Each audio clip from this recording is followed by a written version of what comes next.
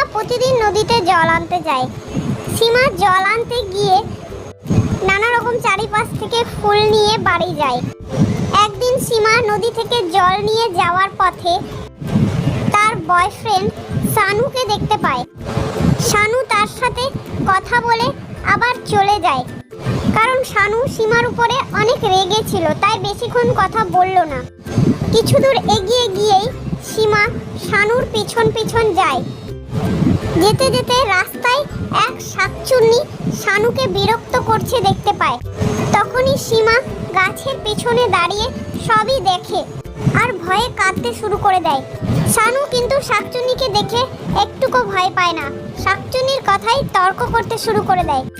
ওইদিকে সীমার কেঁদে কেঁদে অবস্থা খারাপ হয় যে কি করে সে শাকচুন্নি থেকে শানুকে বাঁচাবে। শানু সমানে শাকচুন্নির সাথে তর্কে লেগে আছে। শাকচুন্নি এদিকে এক মাংসের টুকরো খেয়ে খেয়ে শানুর সাথে তর্ক করছে।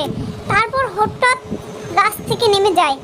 তা দেখে ভয় পেয়ে সীমা লোককে ডাকতে যায় সাহায্যের জন্য। এদিকে শাকচুন্নি শানুকে নিজের বশে করে ফেললো আর হাত ধরে টানতে টানতে কোথায় নিয়ে যাবে কোনো ঠিক নেই। তারপর সীমা কিছুক্ষণ পর সেখানে এসে দেখে শাকচুন্নিও নেই আর শানুও নেই, দুজনেই কোথায় চলে গেছে।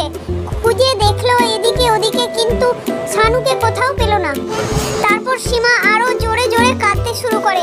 তার কান্না শুনে সীমা ছিল হনুমানজি বজরংবলীর ভক্ত, তাই তার কান্না শুনে হনুমানজি এসে শানুকে ফিরিয়ে দেয়। তারপর হনুমানজি সেইখান থেকে চলে যায়। সীমা হনুমানজির জন্যই শানুকে ফিরে পেল। বন্ধুরা, গল্পটি যদি ভালো লাগে তাহলে গল্পে লাইক শেয়ার কমেন্ট করে দিও আর চ্যানেলটাকে সাবস্ক্রাইব করে দিও। তো দেখা হচ্ছে পরে আরো ভালো গল্পের সাথে।